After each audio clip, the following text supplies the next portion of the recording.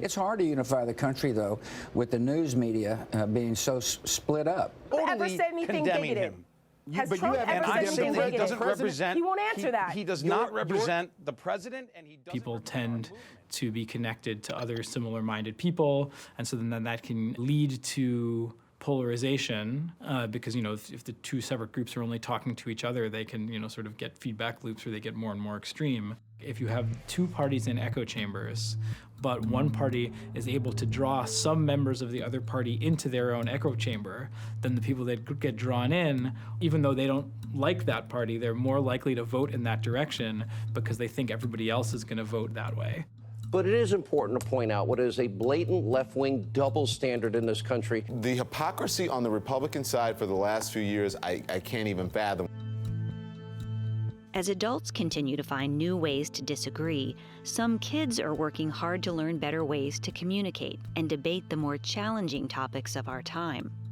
The New Haven Urban Debate League, a student organization at Yale University, provides free debate and communication skills, critical thinking, teamwork, and advocacy that students will use for the rest of their lives.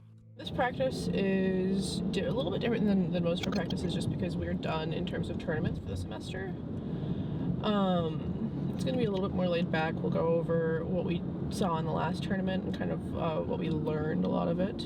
They want to win the round and they want to succeed. So even if that means arguing against something they really believe in, they're going to try their best to see the argument from that side. So I think in that way, the competitive drive is helpful.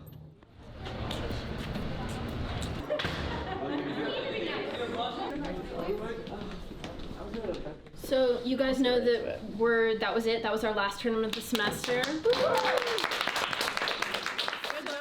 Debate is, you know, exactly what fights polarization. We have two kids debating against two kids. They get about 15 minutes to prep their arguments before they debate against each other. They don't get to choose which side of the argument they're on.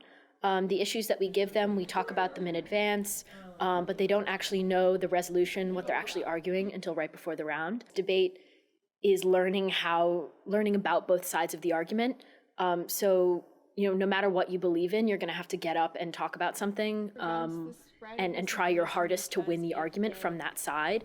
Like, let's say that, you know, you get something wrong online about like a political candidate or something, that can affect how you vote in elections, and that can like really damage the like kind of coherency of our news sources.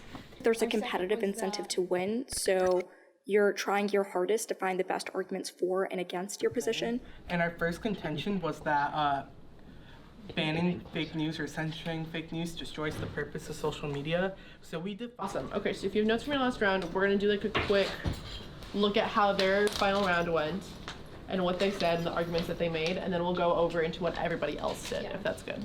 Have everyone else that?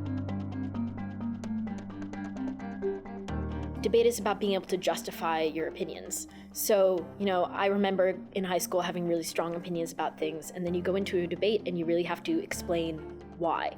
And so I think that gives people a really healthy way of looking at their own opinions and the opinions of others.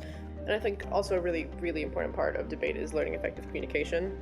I see a lot of adults who get very riled up when they speak about something that they believe in, and they jump to arguments that really aren't arguments, and they start jabbing at others. And what I've learned is it's not just learning the information, understanding how to utilize that, how to process it very quickly.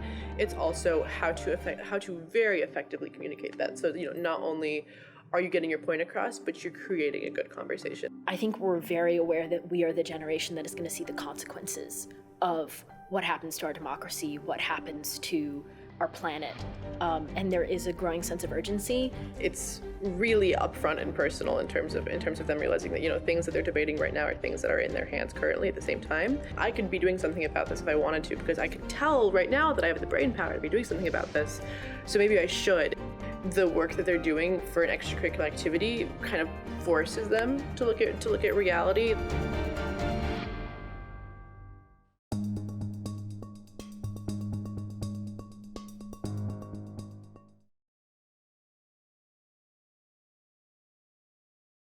This program is made possible with support from Connecticut Humanities.